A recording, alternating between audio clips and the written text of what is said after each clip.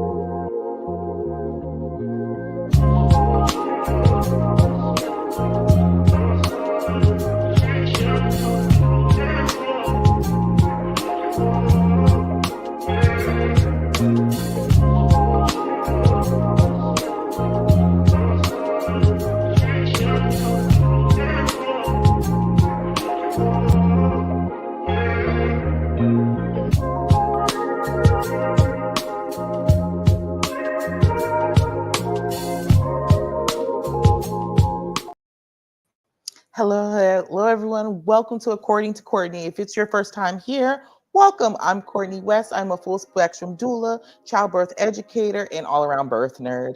Today, welcome to According to Courtney. In this space, we talk about everything from filling our cup, birth rights, life rights, and everything in between. Today, I am super excited to have the guest that I'm having today. Do you ever feel like you have intuition? Or you feel something in your spirit that just try to guide you, say, maybe I shouldn't go that way, or maybe I should move in this way, and you don't really listen to it? My guest today, she's going to tell us all about why having intuition and what that means, and how does that lay the groundwork for us, and how that we should start listening to it. All right, I'm super excited to go ahead and bring Ms. Myra into the space with us today. Hello. Miss Myra, I'm so excited to have you here in space with us today. Thank you for having me. You're so welcome. So here on According to Courtney, I always open it up with the same questions for every guest. I always love for people to share what is your name and the meaning of your name, where are you from and your people are from, and what information out of everything we talk about today that you want to leave in space for people to remember about you. Well, I don't know the exact, origin of my name, but I am a junior. My mom's name is Myra. So there's that. That's how I got my name. She goes by her middle name, so as not to confuse people, but that's where my name comes from. My family is mainly from South Carolina here and also West Virginia. So it's a very eclectic mix of people from both sides of the family. And I think if nobody picks up on anything else, Courtney, from us sharing space today, I would want it to be for them to trust their inner voice and trust their intuition, because it'll never guide you wrong. Ooh, that is so powerful on so many levels. And I love that you are a junior, because that says a lot about your mom too. She's like, hold on, this one right here, this is my namesake. It's pretty cool. It's pretty cool. And also even down to our nicknames. She's Big Tootie and I'm Little Tootie. So she's carried it. My family's carried it. That's so nice. That is amazing. So people read on there, they saw this called Intuitive Myra. So as your title, I would love, Miss Myra, for you to share our story. And how did you get to that title of being Miss Intuitive Myra? Well, it's a funny story, kinda. When I was born, I'll take it back real quick. When I was born, my grandmother, Gladys, from West Virginia, she had told my parents that I was born with a veil over my face. And so for those of you who don't know what that means, it means not literally like skin or anything, but a veil is more so a spiritual covering. And it's the old people say that when you're born with a veil over your face, you'll have certain gifts, intuition, be a seer, just whatever gifts it is that God gives to you. And so she told my parents that, and they was like, yeah, okay, whatever, mama, like, okay. And so when I was like 3 or 4, I started seeing spirits. people from my family that I didn't know, just different things like that. So in that moment, there was like, okay, it might be something to this. But being raised in church, it wasn't anything that I fed into, because, you know, sometimes in church we're taught that it's evil. And so I really, really went through what I now realize was an identity crisis of sorts, because I wasn't really being my complete true self. But I didn't want to be in the spotlight. You know, thankfully we didn't have social media and stuff back then, because I'm a 70s and 80s baby, so we didn't have to worry about all of that. But you still didn't want to be an outcast. You still didn't want to be different, you know? And so I never really talked to my grandmother too much about it or got more information about it. But I would still utilize it sometimes, like know things, or like my boyfriend that I was dating at the time, I would tell him, okay, if I ask you a question, tell me the truth.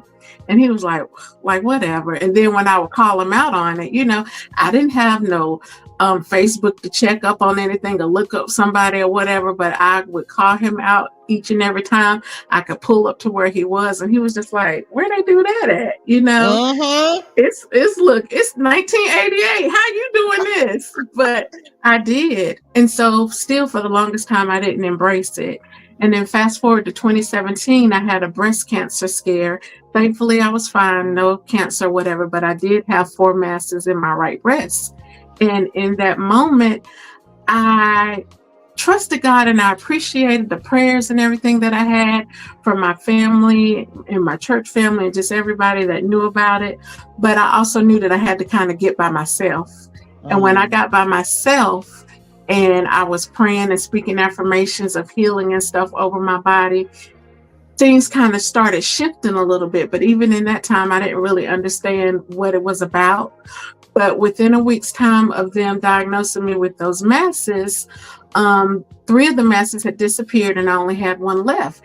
And so my friend and I, we were celebrating, and the doctor was like, well, wait a minute, you still have that 1 left. But I said, no, last week I had 4. This week I have 1. So there's something to celebrate. Absolutely. And so I asked him about the stage and stuff, and he said, well, it would be stage 1. I said, oh, well, I can beat that. So went through all of that. And at the end of it, I was different. I can't really explain to you what it was. I was different, but I felt more comfortable being me, if that makes sense. Yes. I felt more comfortable being my true, authentic self and not really caring, because I was like, okay, you know, I have this gift. People say that it's demonic or whatever it is you want to say. But God, literally during that time frame, Courtney, when I was going through healing and, you know, just praying and seeing what the next steps were, he was literally preparing me, and I didn't even realize it, because after I had made it through that, and you know, they cleared me, I had my biopsy and everything was good, it was like the bandage was ripped off of my third eye, and I saw things so different, and the colors were vivid, and my feelings and my emotions, it was just different, girl. That's the only way that I could explain it. And so I just kind of had to step into my truth, and I was just telling everybody, you're pregnant, this, that, and other. And my friend was like, wait, you're giving away too much energy, we got to roll this back in. And so when I did, she said, you need to come up with some kind of way to be in control of it, you know, because you're giving too much of yourself away. And I was like, well, I don't want to charge anybody, you know, blah, blah. She said, why not? Why not? That part. You can't keep giving yourself away for free. And so intuitive Myra, Myra was easy. And then, you know, intuitive Myra just kind of came to me and it stuck. And so that's me, intuitive Myra. You said so much, and I just want to like give you your flowers with that. I know for a lot of times I see in the Black community when it comes to this, and this is no pushback against church or anything like that, but I see a lot of times when someone being from the South, hearing someone being born with the veil over their eyes, it's not common, but you'll hear it, and you'll be like, okay, all right. What does that look like? How's it being in church and having to really move through that? How did that affect you?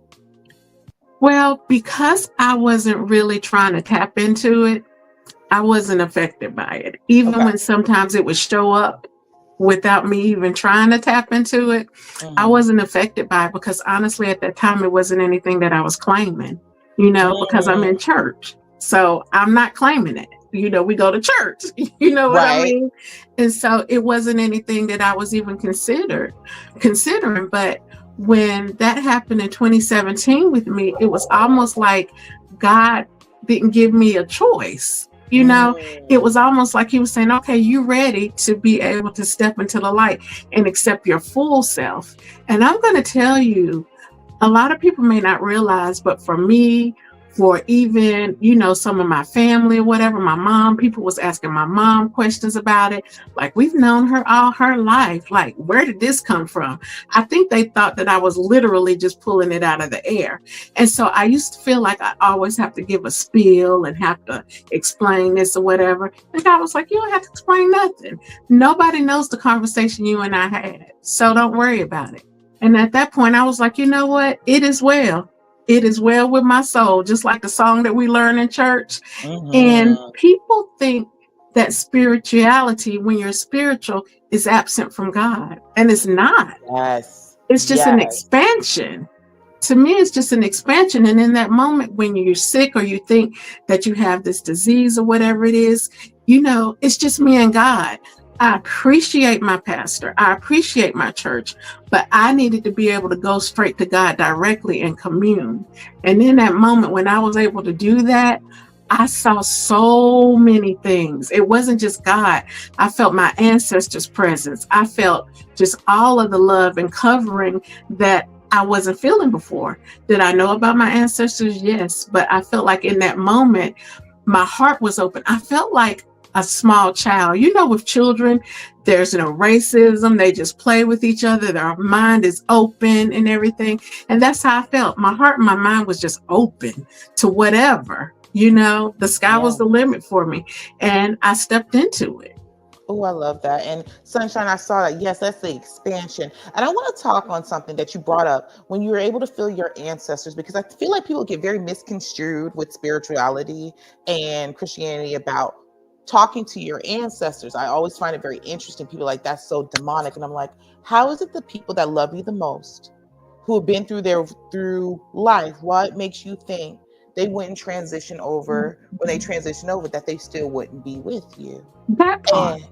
And then that this is not new. So think about your grandmother or your grandfather who kept everyone's obituaries and would line them up and light candles to them and say, remember this person, because with your ancestors, they never die when you remember them. So why then with people, they get very uncomfortable? Because I've had this conversation many times with people. I say, well, lean into your ancestors. That's demonic. I got to lean into God. Well, you are leaning into God, because then God make your ancestors. And when your ancestors, how I break it to people, is like, those are your angels. When those be the best angels for you, because they know you and they love you and they covered you. What makes them not cover you now? And even there's more no difference. Right. Yeah, there's no difference. And what's funny about that for me is because my family is in the funeral home business. So death has never been anything to us that was weird, that was spooky. Like, our grandparents lived upstairs in a funeral home, like that was their home. And we would spend the night and play and all of that stuff. So that's never been spooky to me. And as far as like honoring my ancestors, I always wanted to know where I came from. Where did this nose come from? Where did my eyes come from? That kind of thing. But I didn't really formally like talk to them or even really celebrate them, other than the celebration that you do when you have a funeral service or something like that. So reconnecting with them and like totally reconnecting with them. And when I tell you, don't let nobody tell you that it's something that's evil or demonic. It's the most beautiful thing for me personally. I can't speak for everybody, but for me personally, especially because, my grandparents are gone. I don't have any grandparents that are alive. My dad is gone. And that was the main ancestor that I really, really wanted to connect with, because I grieved for him for so long. when he passed away, because his death was sudden. And so there was no closure to it. And Mm. even during that time, I remember after my dad died, you've experienced grief from other people passing away. But Right. Courtney, when I tell you, when he died, the grief was to a point that I had never experienced, to the point that I had told my mom, and I can say this openly. I said, I think I need to go get help. Like, I think I need to check out for a little bit, because my life just ain't lifing right now. Right. And she said, no, Tootie, you're fine. You're just grieving. It's your dad. You're grieving differently over him. But when I tell you, like, a piece of my heart was gone, and I didn't know how to fill that space. And I was lucky to be one of those children that had equal relationships with their parents. It Mm-hmm. wasn't one favored it over the other one. And I was a daddy's girl. It was like God, and then it was like Levon, and you couldn't tell me nothing different. So when he passed away, it was really, really hard. But he is the first interaction that I had with my ancestors as an adult, because I closed off my mind so long that I Mm-hmm. didn't really have interactions like I did when I was little. So he was the first one. Now, he will not allow me to see him, but I feel him, I smell him. And the first time that I smelled his cologne, that was when I told my mom, okay, you need to check me in somewhere. You need to check me in, Oh, because I smelled daddy's cologne. And I was like, do you not smell it? And she was like, no. I said, yeah, you need to check me in. And so that's kind of Ooh. where the door opened, but still I didn't know what it meant to truly honor him. That was Mm-hmm. just my dad. But now that, I honor everybody, I talk to them, I trust in them, I call on them, even when I say my prayers, I pray for them. And it's just a beautiful thing, because I'm sitting here with you right now as one person, but there's 1,000 behind me, and to Mm-hmm. know and feel that strength is what gets me through, period. Oh, I love Period. that. I love that. I saw Sunshine's comment that when death comes, she's the person, the go-to person. And in my family too, death was always part of our lives. Our family, part of us ran a funeral homes. So Mm-hmm. we went to more funerals than we ever went to marriages. And we have Mm-hmm. our own cemetery plot out in Gainesville. And so it was very normal when you come into town to go pay homage, go see Big Daddy, go see Big Mama, go do these things. And even when my grandmother, the first time really moving into my spirituality was in 2020 when my grandmother passed. She passed Mm-hmm. from COVID, and she was my world. She Yeah. raised me and gave me the tools that I am now to be the birth worker I am. It came from my grandmother. So when she passed, I felt the vibration change, and it was interesting. You mentioned smell. We my cousins all came to the house after she died, because I was living in her house when she passed, and we Mm-hmm. all knew when she transitioned. I got a phone call at 6:36, and I sat right up and I had lit a candle for her, and the candle was out. And then I called my cousin and my other cousin, and we all woke up at 6:36, and we knew she was gone. We Mm-hmm. knew that was her transition time. But it is to have that realization of, no, this is really real, and this whole person be here. And then having all my cousins come to the house, and we all smelt her at the same time. I was Mm-hmm. like, and we all just everyone's hands start shaking. Like, wait a minute, you smelt that? You moving around, and they're like asking, did you pour perfume? Did you? I said, no, she's sitting in the spaces together, and it's just to know that that love is real, and that Mm-hmm. relationship is very different. Because again, I've had lots of people die around me, but when she passed was the first time that the grief was so real that I Mm-hmm. remember it rained for 7 days. Every day it Mm-hmm. just poured and rained and poured and rained. And I was just like, this can't be life. But it took, then you could really listen and be like, no, I'm opening something for you so that you can understand that this is what it is. I felt like honoring my ancestors and leaning into that was my way to be able to grieve, It helps be with your able, grief. yes, to be able to move forward and do things. Went outside, started planting sweet potatoes and collard greens and doing things that I had never done before, because I was just like, I got to deal with this grief. But I would listen intuitively, like, okay, what where you go now?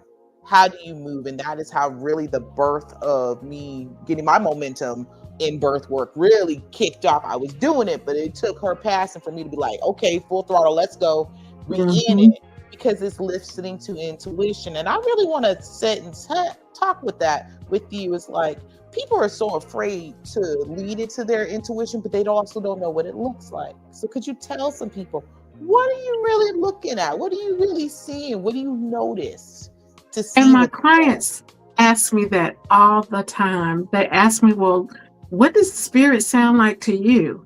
Sometimes it sounds like me. Sometimes it sounds like my grandmother.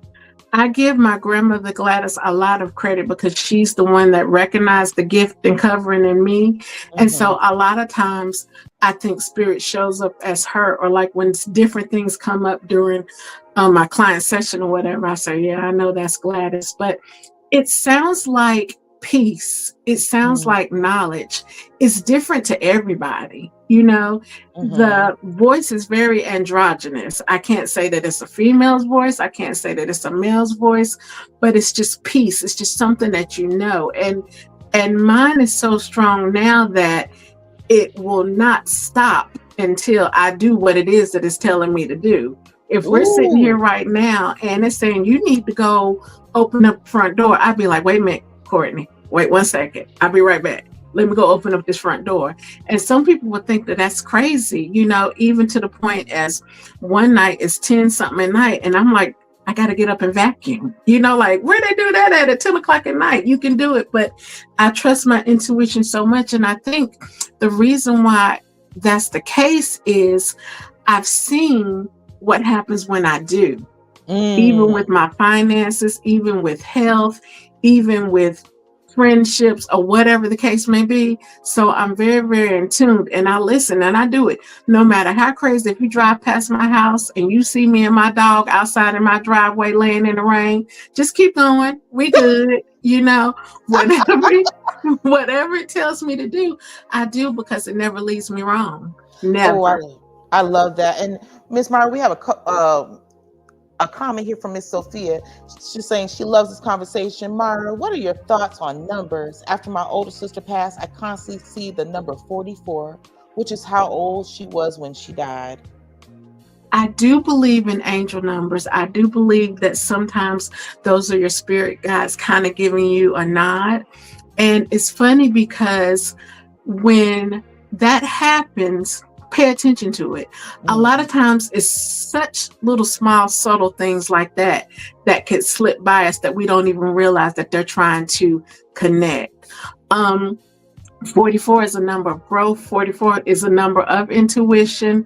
44 is a number of hope, you know. So I think that for you to start seeing those numbers was her letting you know that not only is she okay, but she wants you to be okay too, you know. And like I said, it's little small things. Sometimes it's numbers. Sometimes you might hear a song, you know. Sometimes you might see a red cardinal, because in the South, you know, they say you see a red cardinal, then that's somebody that's passed away that comes to visit you, you know. That's what I've been told my whole life. So there's a lot of different signs and symbols that you hear that you just need to pay attention to.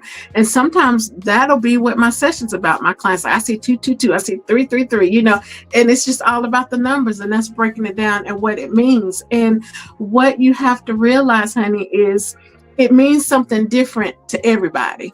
So it has a general meaning of like enlightenment or whatever the meaning is. But then it allows you to kind of focus on yourself to say, okay, well, how is that connected to me? You know what I mean? Yes. But yeah, so definitely pay attention to it. And if you have any questions or whatever about it, you can feel free to reach out to me and we can talk about it, because I will talk to people. That's another thing that about me is that I don't charge everybody for everything. I listen to spirit. I listen to God. Sometimes God is like, just do it, you know, just do it. You know, everything is not about a charge, but you know, I do need to live because this is what I'm doing full time. So I still need to find that happy medium, but I don't have a problem asking questions. I don't have a problem holding space and having conversations, as long as you're not trying to take advantage of my kindness, because you know, they will do that as well. So definitely. Ooh, Sophia, Mercy. The meaning of her name is hope. That's beautiful, Sophia. So see, Yeah, look at you, Miss Myra. You just like you giving everybody the chills right now in all the best ways. I've had 2 addresses since moving to Charlotte, 3117, and now 5 years later is 1317. I have a cardinal and 2 blue jays around all 5 years. People are just pouring into what they are seeing, and they just, Miss Myra, you hitting those notes. And it's interesting when you bring up numbers. Like I had said to you, my grandmother had passed away at 636. My youngest daughter, who's born on the same day as her, was born at 636. So anytime those numbers come up, I always know. I said, okay, all right, we in that transformation. It's that full moment. My aunt, when she passed away, she took her last breath at 636. And I was like, okay, and it was my grandmother's younger sister. So I always, when I see those numbers come up, I'm always like, it's the birth or the end. The birth or the end. What we doing? How we moving? Something is working. Something is working. And for the last lady, she was talking about her address and stuff when she moved.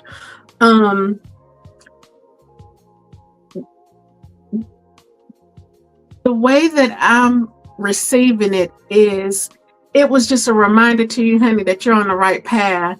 I think that there was a lot of hesitation or something around the whole movement process, but those numbers was just your reassurance of letting you know that you were on the right path, even though it didn't look like the move was something for the better. But I feel like that it was just letting you know that it was okay and that you were on the right path for both moves. When you moved to the first place and to the second place, it was time. So don't question the timing, because it was right.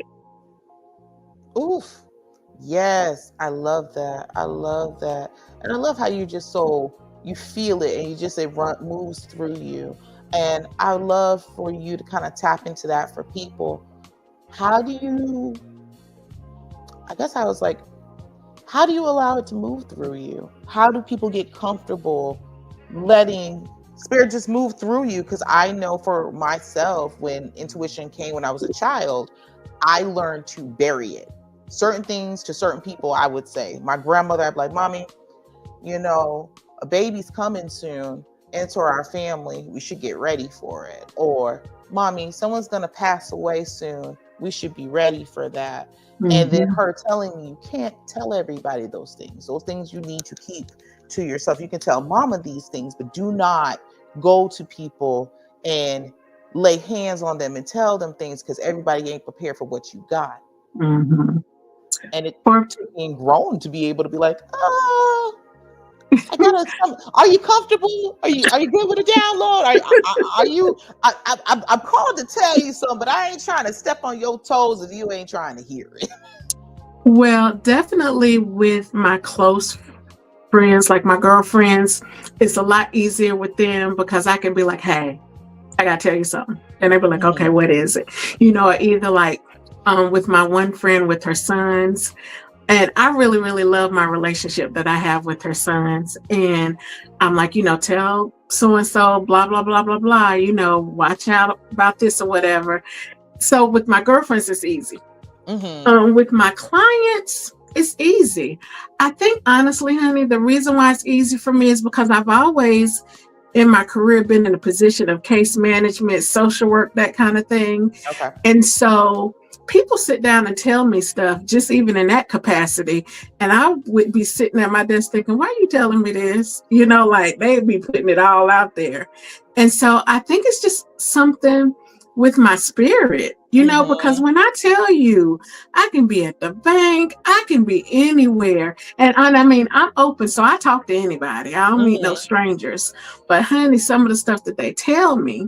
So when it comes down to sessions and stuff like that, spirit will let me know, okay, tell Courtney this, but you might have to rephrase it like this. Some people I can just be blunt and be like, look, you need to leave. And some people I have to kind of build up to it. I have to kind of go around the block a little bit and up the street and then bring it on home. So my discernment kind of gives me everything that I need. And before each session, I pray. And my prayer is, God, let me give my client Courtney whatever it is she's meant to hear and whatever it is she needs. So, and my clients know that. They know that, I pray, because when you schedule an appointment, in the messages, it says, make sure that you pray and ask God or the universe or whatever you believe in, that you get what it is that you need. I don't call myself a psychic, and I don't call myself a medium or anything like that, because I know that everything that I do comes from God. So to me, I don't like labels, because one moment I can have some psychic abilities. I like to call it the gift of knowing, and then sometimes, depending on what a client needs, I can become a medium. And it's just really weird how you just kind of flow through. So that's, I think, the reason why my clients are open to me, because what you see is what you get. I'm not all about money. I'm not like, okay, your 30 minutes are up, so that's it. Because sometimes we get into stuff and it takes another 15 minutes or it takes another 20 minutes. So if I don't have another client after them, I'm okay with the extra time and you not having to pay for that extra time, because I feel like it's my duty and it's my job. And especially when you're coming to me with real issues and real problems, real grief. I had a client the other day that I was talking to. She was a new client to me, and we were talking. And so I just kept feeling chaos. And I was like, usually if I've had a client before, I can tap in pretty quick, because we have that familiarity with each other. But with my new clients, it takes me a little bit, kind of talk to them, feel their energy or whatever. But for this particular client, I was like, own it. I was like, gosh, there's so much chaos. And so I told her, I said, I'm feeling so much chaos and a breakup and a relationship, and just kind of go through everything. And as we were getting into it good, I noticed that she was quiet. So sometimes when they're quiet, I'm like, okay, like, what am I stirring up? What's going on? And she had shared with me that a couple of days before, she reached out to me. She said, I had a glass of wine and some pills and I was getting ready to end it all. She said, because I didn't feel like it was worth it. And she said, my friend had told me that I needed to reach out to you, and I chose to reach out to you. And by the time we were done, she was smiling. She was happy. She knew that there was more to her life than just this season that we're in. So at any time, I can be a psychic. I can be a medium. I could be the social worker. I could be your Medicaid worker, like housing worker, because I have all of that stuff under my belt. So it truly is whatever that particular person needs. And I think that that's the reason why there's a comfort. One thing that I find funny is, like, for some of my white clients, especially when they come and they want to tap into their ancestors, sometimes their ancestors with me are a little bit standoffish. And I tell them it's going to take a process, because were they racist? I mean, I asked them straight out, did they even like Black people? Because here you are, you got this Black girl trying to call them over to this side, and they might not be feeling it, just being honest with them. And even in situations of resistance like that, I think once they see, and I don't know what it is they see from the other side, but something they see that realizes, okay, I might not like Black people, but this Black girl is all right. So I'm gonna go ahead and come forward and give, a little bit of information. So I'm always real with my clients. It's a safe space. I say it's nothing that you could tell me that I'm gonna be fazed by. And that's like for real, because I was a case manager in the emergency room. So you've seen it all, done it all. Anything. Exactly. Exactly. And so I think that's what it is, honey. It's just the level of comfort. And they trust me. And that, above everything else, I appreciate, because I don't say anything about any of the readers or how they do it or whatever their process is. I can only speak on my own. And these are the things that I do to prepare for each client. And I think they appreciate that. And a lot of them really, really appreciate the fact that I know about church. You know what I mean? And I have that background too. So they're like, okay, well, this is not bad. And, I have to give the spiel. You're not going to hell. This is not, these bad things that you've been taught are not going to happen. you know, you listen to prophetess so-and-so and y'all paying prophetess so-and-so all that money, and she not even telling you the right thing. And you come to me and right off the bat, let you know exactly what it is. So what's the difference? Is prophetess so-and-so going to hell? So why is Myra going to hell for doing the exact same thing? You just put down so much because as they do. Yes. And that right this moment we're at midpoint. So we are you are just giving me all the feels. We're going at our midpoint that we're going to do our artist of the week. Hey, Miss Sunshine. You got to put your mic on, babe. My bad. There you go. Is outside, so I'm hoping y'all don't hear them right now. You are good. Well, thank you for that. I appreciate you for that information because I definitely felt like that with the numbers. That was me commenting about the address. Yes. Yeah, I definitely did that. And because as soon as I saw the birds, I was like, wow. I said, wait a minute, I remember this. I remember this from my great grandmother. I remember this. They were all people who were intuitive. And as a young one, I would do the same thing. So look at this. This was perfect. She was right when he was backstage. It was everything we needed because we had this conversation coming into it. It's about that intuitiveness and that knowing and what that looks like and how you tap in from a child on and the things that you see and the things that you know, especially in church. I press on this because there's so many things where you will have people hear the name hoodoo, which is very different than voodoo. And that hoodoo is so much indoctrinated into the church and it was a part of it. And that was our way of dealing with everyday things. People would come to this woman like a Miss Myra, bring you some eggs and say, tell me how to move and get what you needed. And it'd be normal practice. And this would be a God-fearing woman who sat there, maybe one of the women of the church, who would come and give you what you needed and the knowledge or the herbs or the whichever you needed in that moment. That this is part of our culture. That's right. And nothing to be afraid of, and that you really know what it is. You just didn't hear it called that way. That's right. Yeah, so Ms. Myra, you're hitting all the notes. Before we go any further, these brothers let me know that they are also out of North Carolina. So this is definitely going to be a treat. I really enjoyed this. This is NEMG. For our Blast Artist of the Day with Mellow. Man, got a brother out here in Raleigh, man. Shout out to that brother Sky High Fresh. Y'all know what it is.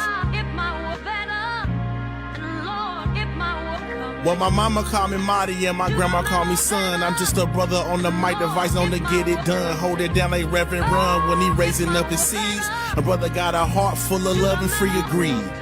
Get the work done through the Son, a chosen one. Through him we all begun, through him we all become. Some of all blessings through the words of all lessons. My mind is a weapon that I use with discretion, not for your impression. See, I dealt with my depressions through the scriptures of Yah. When you see me, you are seeing a better version Jamar. Just a man after righteousness, no fear of no viruses. The blood of Christ on my life is truly what I'm writing with. Killing demons, interceding, Holy Spirit leading to positions that I'm leading when I'm feeding the flock.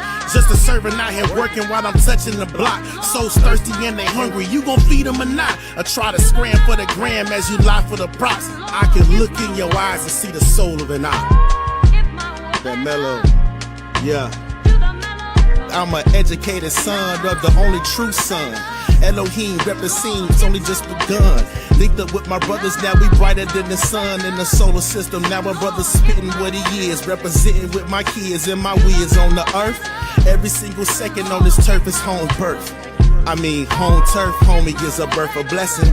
Hope you rewind that so you can get the lesson. See, my uncle called me Shiny and my mama called me son. I'm known for making beats and flipping rhythms on the drums. Mix the hi-hat with the snares, yeah, that's my native tongue. Then I mix that with the spirit of God and I become one of one. Excalibur, slicing up the ways of the evil one. Remember when we used to go to Eastland just to pick up something? Shooting my shot at any culture like I'm feeble, son. Not realizing the enemy had me feeble, son. In my mindset, mind gone. At that time, NETI song was my theme song. Rubber band, man. Yeah, that was my motivation. Top back on 24s, that was the correlation. Until God touched my soul and gave me separation. Yeah, in the word of God, I found my declarations. I started speaking that word, found my levitation. On anything that's negative, found my elevation. I'm an educated son of the only true son. Elohim representing, it's only just begun. Linked up with my brothers, now we brighter than the sun in the solar system. Now my brother's spitting what he is, representing with my kids and my weirds on the earth. Every single second on this turf is home birth. I mean, home turf, homie, is a birth of blessing. Hope you rewind that so you can get the lesson.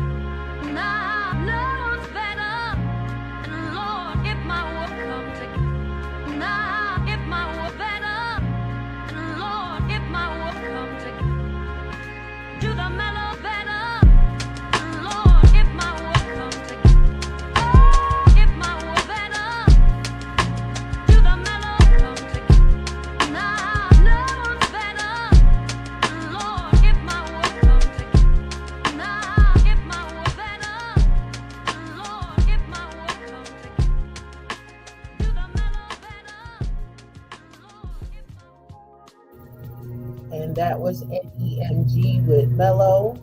If you too would like to be a blast artist and have your music listened to by thousands of people, you can run over to blastmusic247.com and choose the freemium account. You know, it's all free. Create your stage, upcoming artists, that's live bands, that's comedians, spoken word artists, rappers, singers, you name it. Run on over to blastmusic247.com. And also, it's for the fans. So if you want to hear more music like that, you run over and get you a free account as well. And you can listen to NEMG and plenty of other artists that we have on our platform. We are changing the industry one artist at a time. Thank you. That was amazing. It's North Carolina representing. Yes. I'm sitting there, I'm like getting the chills. I'm like, yes, you are. Yes, you are.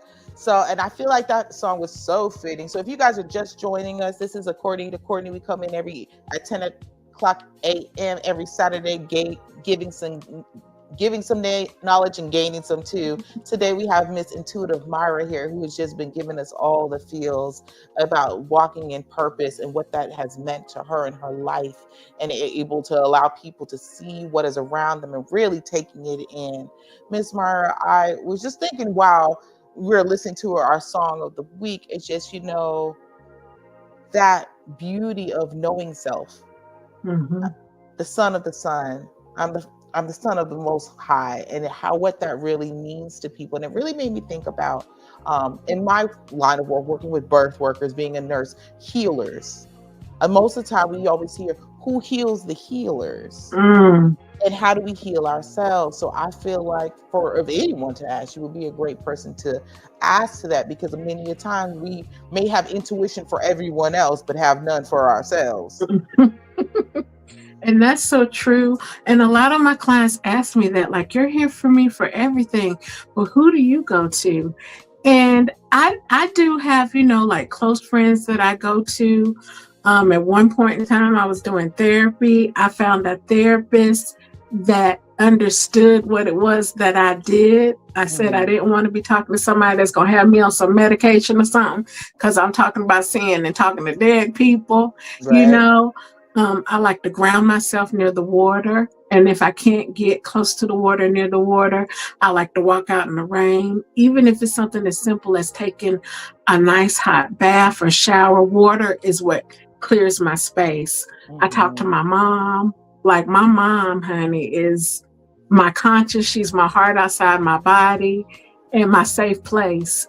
And no matter what craziness I come up with, she might give me those mama eyes, but she's always there and looking to support me in any way that she can. And the one thing, Courtney, that me being on this journey has done above all else is not only have I been working on healing myself, but it's healing some of the things that my mom didn't even know that she needed healing in, and helping her to kind of step into a new season too, even as she's starting to getting ready to be 80 years old. And it's so beautiful. It's so beautiful for me to be the teacher like she was for me, to get her to put herself first. Because, for you guys being in the medical field, a nurse or whatever, it's hard for you sometimes to give yourself that care and attention that you need because you're so used to giving it to everybody else. And so it's just really, really been a blessing for me to be on the journey that I'm on in order to kind of pour into her and get her to see a different perspective of things. So it's very, very important for you to find your way to reconnect in whatever way that is. Sometimes it's making jewelry. I started making jewelry out of nowhere. I didn't know nothing about making jewelry, number one. Number two, I don't have the patience for it. So I thought, but I found out that I do have the patience for making jewelry, and I've been making jewelry.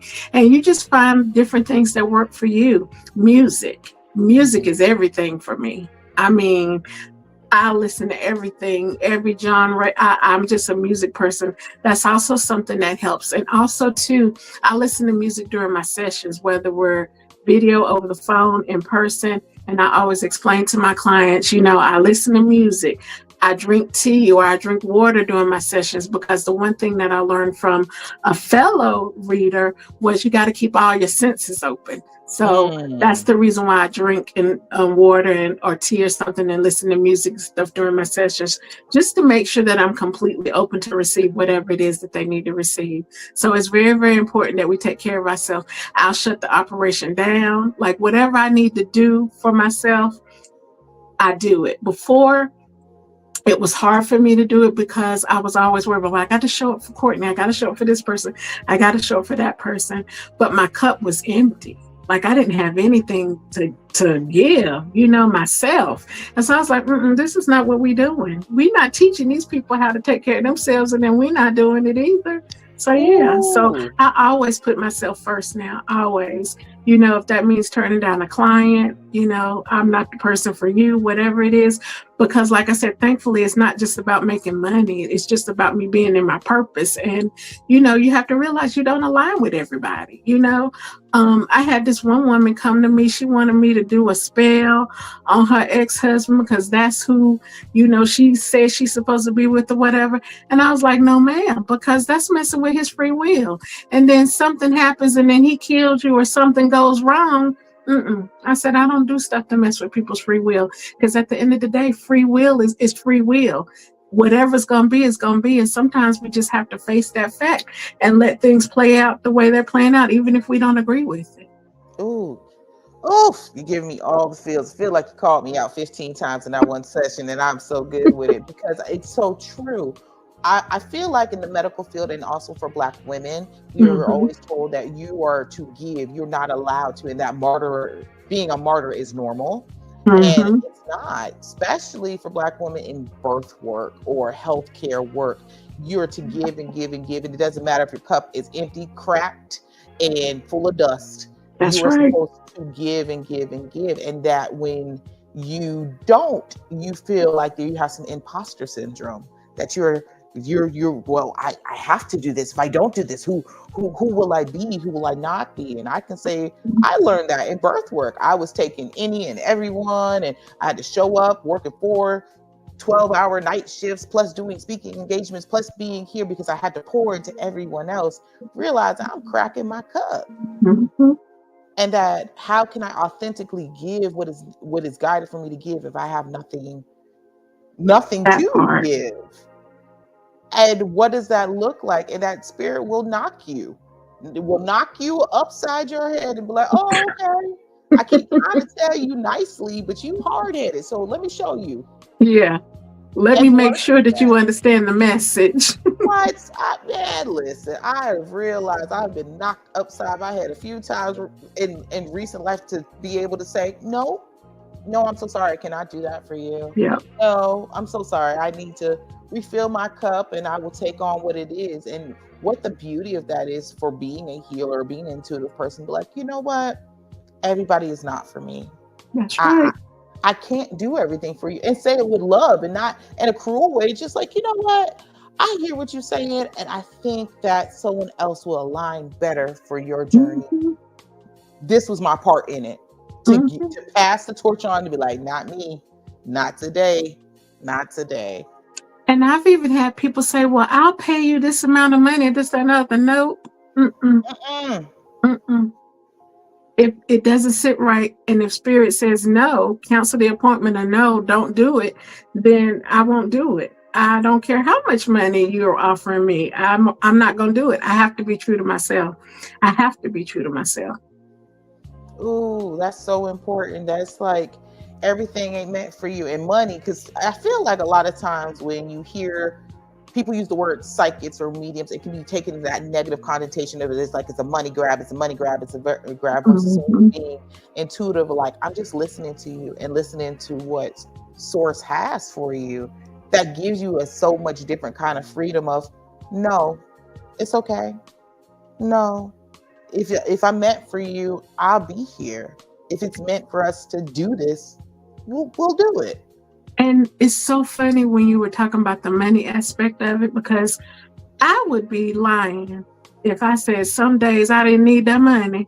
And when that bill is looming, you know, and I only got part of it, that would be a lie. But when you listen to your intuition and you do what it is that you're supposed to do, or you know that you're supposed to do, it comes back. So anytime that I say no to this person, or no, I can't, you know, perform those services or whatever it is, no matter how much the money is, at first I didn't understand. I'd be like, oh, but I could really, really use that. You know, I saw this bag I wanted, or oh, this bill needs to be paid, or whatever the case may be. But in those moments, I learned that trust the process, you know, and I always get it back threefold and then some, you know, so I don't worry about anything. I, honest to God, don't worry about anything anymore, because I trust the process of it. And if spirit, intuition, whatever tells me not to do something, then I don't do it. And another thing, you said something important too, saying no. I tell my clients all the time, especially my female clients, no is a complete sentence. Yes. You don't have to give a dissertation about why you don't feel like it or why you don't want to do it. No. And they're going to be looking at you like, okay, where's the rest of it? And I just sit there like, no, I'm not going to do it. And it's okay. We don't have to feel like we have to take care of everything and everybody. I don't care if you've done it for your whole life. It's never too late for you to change the narrative for yourself, because at the end of the day, that's what matters. You can't do anything for anybody else until you got yourself together and you're taking care of yourself and showing up for you the way you're doing for everybody else. It's not going to work. Yes. Oh, yes. And I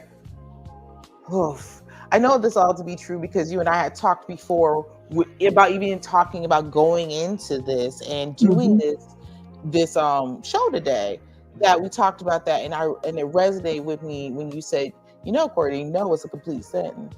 And how that resonated to me, that I was put in a situation where I had to make a choice. If I was going to move forward to something that could be harmful for the name of the money, and this is what the thought of for a career path, that this is what people are supposed to do, or to listen to my intuition, and the whole way to work is just getting downloads. And I kept hearing your voice saying, you know, no is a full sentence. It's a full and complete sentence. Complete sentence. And then it's with the power that gives the person to be like, and I was able to go into something that was, you know, corporate, and say, you know what? No, thank you. No, thank you. And it was the first time in my life that I was just like, no, second time. And then very recently that I was like, I don't care if it's here and it's not time for me to perform, or I'm tired for me to do, that this is not what is aligning with me. So I'm going to say, no, I'm good. That's right. You. No, thank you. And but the beautiful thing about it, and I didn't mean to cut you off, but the beautiful thing about that, and you and I will keep in touch, watch and see how things are going to come together. Yes. We're going to be like, girl, you remember when? Girl, let me tell you, you'll see. I promise you. And that's another thing too, that my clients know. I'm not just telling you something just to blow smoke up your butt. Right. I'm telling you stuff because I know firsthand, because this journey has not been easy for me to unlearn the ways that I was harming myself by being a people pleaser. It hasn't been easy for me to get to this point where I can say, no, I don't want to do that. this is what my thought process is. This is how I feel. Because before I'd be like, oh, well, I better not say that, even though you hurt my feelings or whatever the case may be, because I don't want to hurt your feelings. But now you don't care what you did to me or how my feelings was hurt, But now, honey, I speak my truth. My throat chakra is open. And I say what I need to say in a respectful way. I'm not nasty or anything, but I leave no crumbs, and take it how you want to. What other people think about me is none of my business. Oh, I think what you just said was the perfect end off of be off of all things. It don't matter what other people think about me. It's what I think about me. And what resonates with me. And you're so right. And I will say things have opened up in 1 week's time of walking out of one door that was supposed to be the door of all doors, and listening to self, moving in spirit, and being authentically back to being who I am. The doors that it has opened already of just like, hey, I'm here. I'm moving in purpose, and whatever's supposed to happen will happen. And to feel good about it and to not be fearful. And that is what it truly is. Walking in purpose is like, God got me. Yep. Spirit got me. Ancestor got me. I'm not worried about it. You're not no scared. ifs, ands, or buts. Not at all. Not at all. This bill is due. It'll get paid. And then it'll come forth tenfold. I'm not worried about it. I ain't going to stress it. Because I know that I am loved, covered, and blessed. That's right. And that's it. Nothing more. Like the song said, I think it was the Winans, BB and CC Winans, ain't no need in worrying what the night is going to bring. It'll be all over in the morning. Yes. Oh, yes, absolutely. And it will be all over in the morning. It'll be a brand new day for us to live through. And I'm so thankful to have you in space with us today. Ms. Myra, you always welcome. You ever want to hop on this podcast, we are always welcome to have you and your energy and you sharing space with us. And then to be able to be open to everybody who's watching to just give a part of yourself. So I thank you for trusting me to have you in this space and know that you just here to just give you your flowers. That's really what this was about for me. It's like, I want Miss Myra to know that she's amazing and to give her flowers. I've heard about Miss Myra for a long time up into this from great people who work in Blast, who just love and admire you. And I was like, I need to talk to this woman. You talk about her all the time. I need to see who this person is. And I just thank you for just being willing and open to doing this. Well, I appreciate you allowing me to be here. And I appreciate us sharing space in this girl power and love. And also, too, just being able to speak what my truth is. Everybody's truth might not be the same, but hopefully this will encourage somebody. This will make somebody step outside of their comfort zone and be different. Stop going against the grain. Like, if it's something that God or Spirit has put on your heart to do, no matter how crazy it sounds, no matter what it look like right now, do it, because He gives us these ideas and these things to do for a reason.